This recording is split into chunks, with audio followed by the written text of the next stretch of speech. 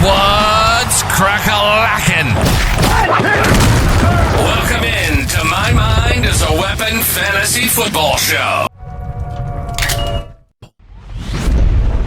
Welcome into another episode of My Mind is a Weapon Fantasy Football Podcast. I am your host, Sleazebomb. Today's episode is going to be my tight end rankings top 25 because I don't think you're going to need to go any deeper at tight end than that, especially with 4 teams on a bye. So you got the Falcons, Kyle Pitts, Steelers, Jonnu and Pat Freiermuth, Bears, Loveland and Komet, and Packers, Tucker Kraft will be down, so make sure they're out of your lineup, guys. And if you want to see the statistical breakdowns, that is all in my start-sit video. These ranking videos are just my takes, my personality, how I think the game script's going to go, with a couple funny comments here and there. It's not going to be just stats back-to-back twice. I don't think that's kind of cheesy, so I've been trying something new.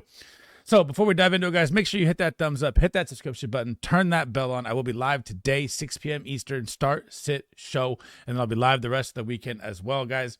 If you want to talk fantasy football off stream, we have the Guys FF Discord. It'll be pinned in the comments with a link. It'll also have a link in the description as well.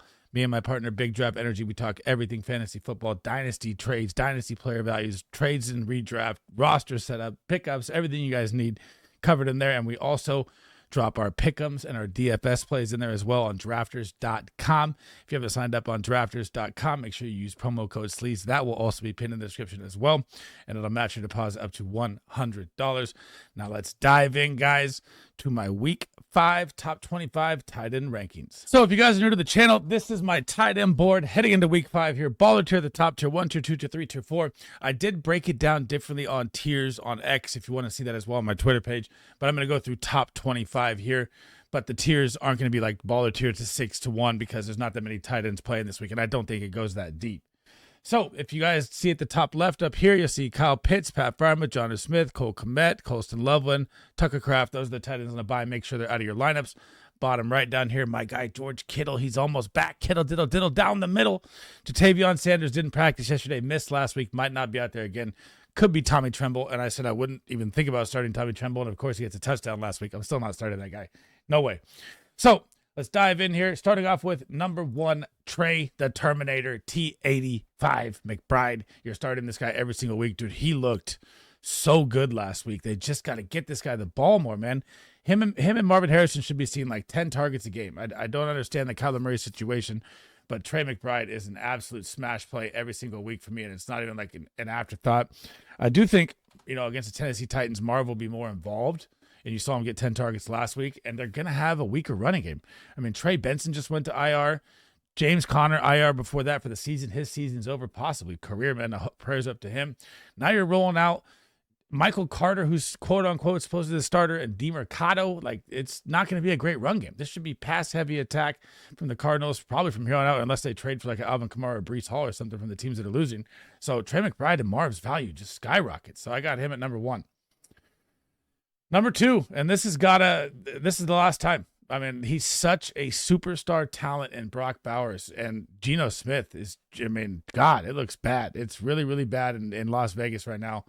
So even with the matchup with the Colts, like if I think it's a good matchup, do I think they're going to run? No, the Colts have a good run D. Should be a pass-heavy attack. Colts aren't that good versus tight end. I think they're middle of the pack. I think they're like 14th, 15th off the top of my head. And it's time to get this guy involved. If you want to have anything to do with this season, Las Vegas, you got to get Brock Bowers in the game here.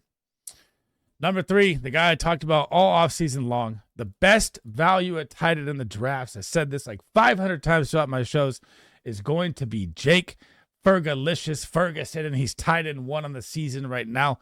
And guys, it doesn't matter if CeeDee Lamb was gone or not. The game where CeeDee Lamb was gone, he still had 12. When CeeDee Lamb was in there week 2, he still had 12 targets, then 14 targets, then 7 targets. Back-to-back 3 games at 20-plus points. Get this man in your lineup every single week, regardless. Dak loves his tight ends. Tight end number 4. What were the Bears thinking, man? Taking Colston Loveland over Tyler Warren.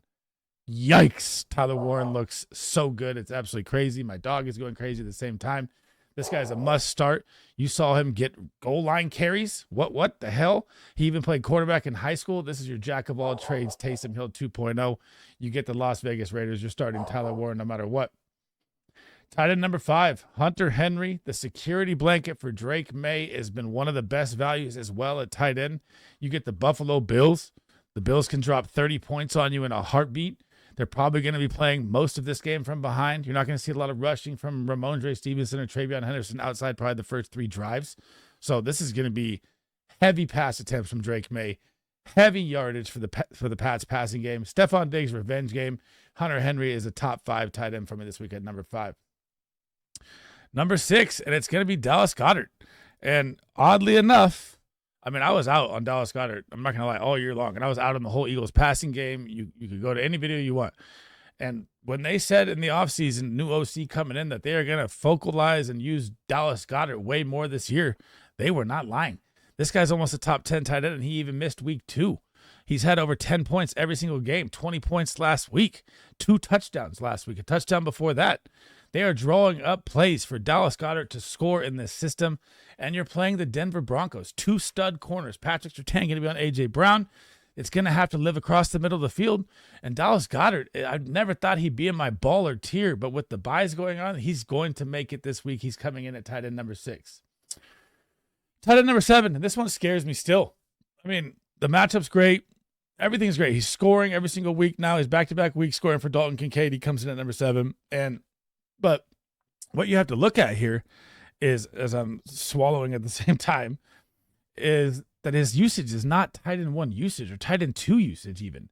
So, yeah, has he put up 10-plus points in 3 of the 4, almost all 4 games on average for sure. 20 points, 16 points, 10 points, 10 points, right? But he's playing 51, 37, 38, 41% of the snaps. That's not full-time usage. That's banking on, touchdown dependency, which is something I'm a volume chaser. So, yeah, I like him as a play because he's hot, and the high implied point total of the game is one of the highest, or is tied for the highest of the week. So, it's there, but again, he's not playing full-time. 37% of snaps last week, and the game was close against New Orleans. It wasn't like they were blowing him out. So the usage just scares me with Kincaid, but damn, he's scoring right now, so he's going to go up there just for scoring, but I'm still scared a little bit. Number 8, the old man, Travis Kelce, has not been Travis Kelce. I'd said this all year long. I'm staying away from Kelce. I don't know if he's engaged in football or the marriage or what's going on, but he's just an average 10-point play. He hasn't had his big game yet. He had a touchdown in week 1. He's been quiet since. Jacksonville defense, I think Jacksonville's going to get mopped up here in this game as well. And, he's always a safe top 10 tight end. That's what he's going to be this season. He's going to be around 5-6 targets, 40, 50 yards and a possible touchdown. Not the old Travis Kelce of old. Especially, maybe when Rashee Rice comes back, it opens up more across the middle for him. Xavier Worthy, the offense looked way better with him out there as well. So things are looking up for the Chiefs for sure, but I don't think Travis Kelce is going to be back in that elite tier anytime soon for me. Following up right behind him, another one of the old savvy vets, Mark Andrews and the Baltimore Ravens, man. It is trouble time to worry in Baltimore. So you get the Texans. You've got Cooper Rush. They're just deciding not to use Derrick Henry, which now they're going to lean on Derrick Henry more, that Cooper Rush is there.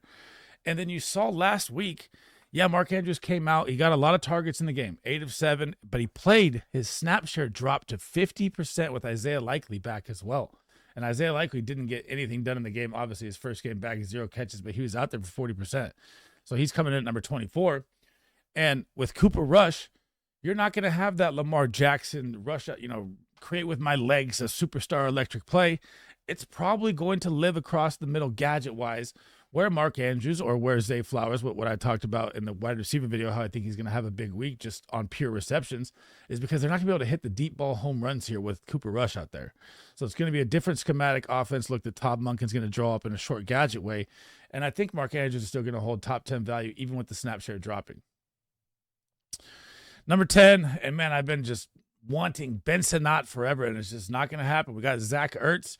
JD5 is back. It's a tough matchup versus the Chargers, but whenever JD5 is out there, look at the first 2 games this year. Zach Ertz scored in both the games. Touchdown. Now he's back out there. He's still going to crack the top 10 for me. Terry McLaurin might not be out there. More volume for Zach Ertz as well. We don't have the official update on that. Debo kind of lives in the screen game with them, so Zach Ertz is still a top 10 tight end after all of this. Number 11, Juwan Johnson. And if Taysom Hill comes back, I don't know how that's going to look with the new coaching staff and Kellen Moore. They use Taysom Hill a lot differently as a joker package with a whole different management. So Juwan Johnson's getting massive volume. He gets the Giants. The game spread's probably going to be good. Or not, they're not going to be run heavy. At least it's going to be either neutral or they're playing from behind against the Giants and Jackson Dart. But he was seeing massive targets and it dropped. He's kind of banged up. You got Taysom Hill coming in. He's dropping down for me. I thought he was going to be, a solid security blanket play the whole way, but we got to see what happens here. This is a very tell-all week for Juwan Johnson, but I still have him at 11 because of volume.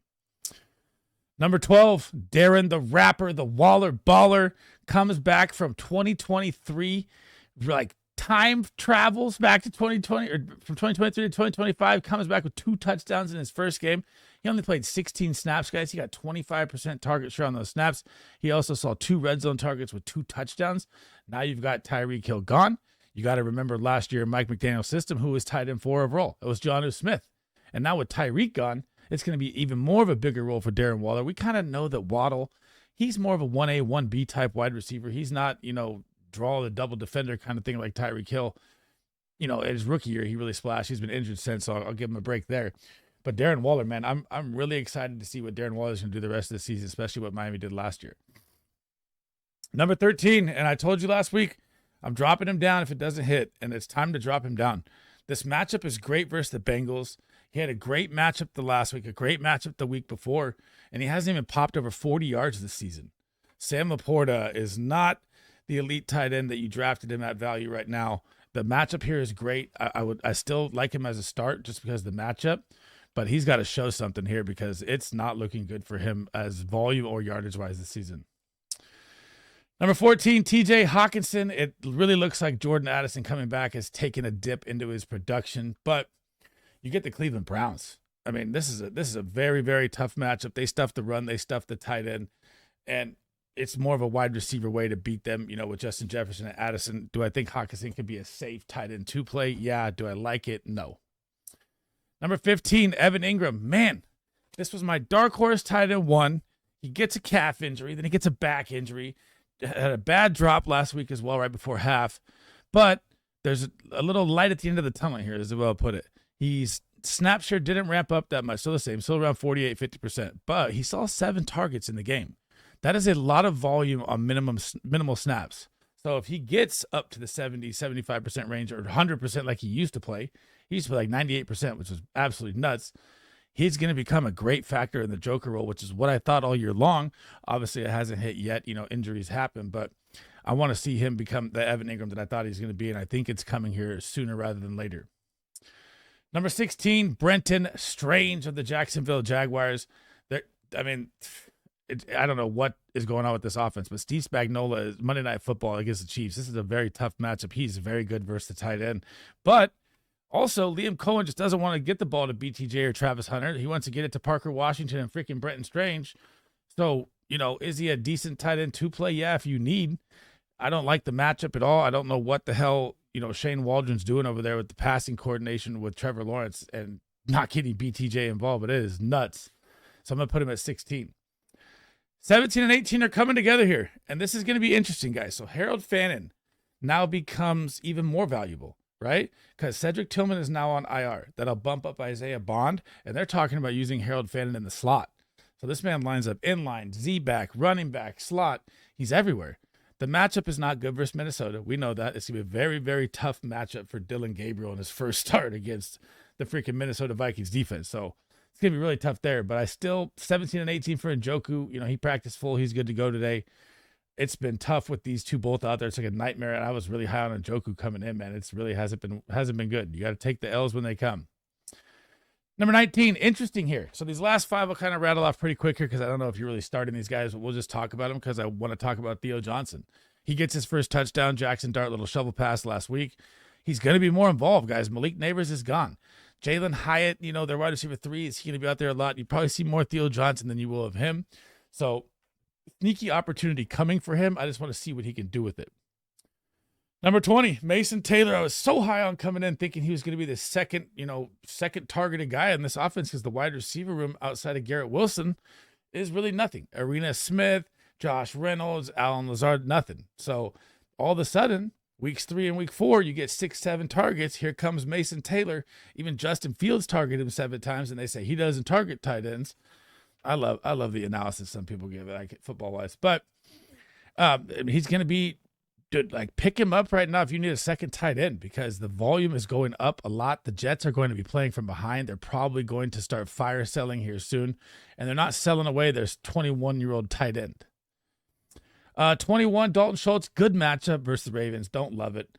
Chigakonkwo, Calvin Ridley, maybe if he's hurt, he becomes more of a focal point. We haven't seen the practice reports yet, or I haven't seen him. You get the Cardinals. I mean, the Titans offense is hard to watch right now. 23, the guy running absolute wind sprints, Cade Otton. He's just 96%, 98%, 97%, 99% snaps with zero production. It's absolutely terrible. Now, number 25. This is why I want to do the last 5 quick and kind of talk about the last one. Elijah Arroyo, guys. And Clint Kubiak is learning this slowly. This is the tight end. They've had a battle with A.J. Barner. He's a rookie last year out of Michigan as well.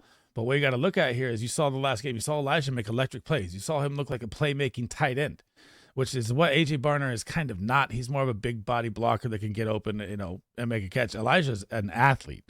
So week 1, 31, week 2, 40. These are snap percentage, by the way, 31%, 40%, week 3, 49%. So what do you see? 10% increase, 10% increase, 10% increase. Week 4, 55%, 6% increase. They're slowly realizing this is the guy at tight end.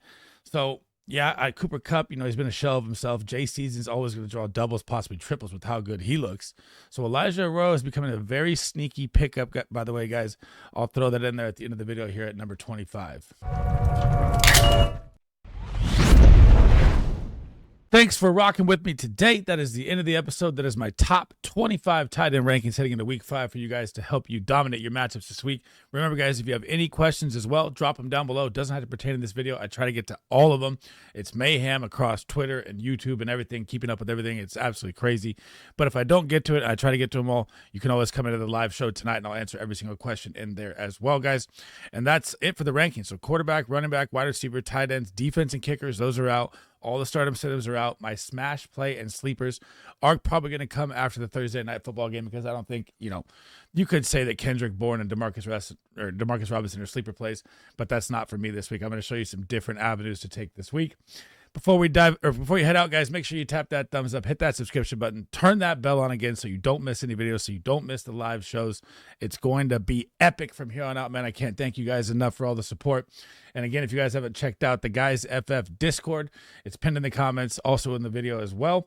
And if you want to sign up on drafters.com, type it in. Make sure you use promo code SLEAZE. Drop in $100. It'll double your deposit, and you can bet with us. I'm going to drop my slip in tonight, and I'm also going to be doing DFS splash drafts tomorrow, guys. You guys can pop in with me. Again, thank you guys for listening. That's it for me. I'll catch you guys in the next episode. Sleaze Bum out.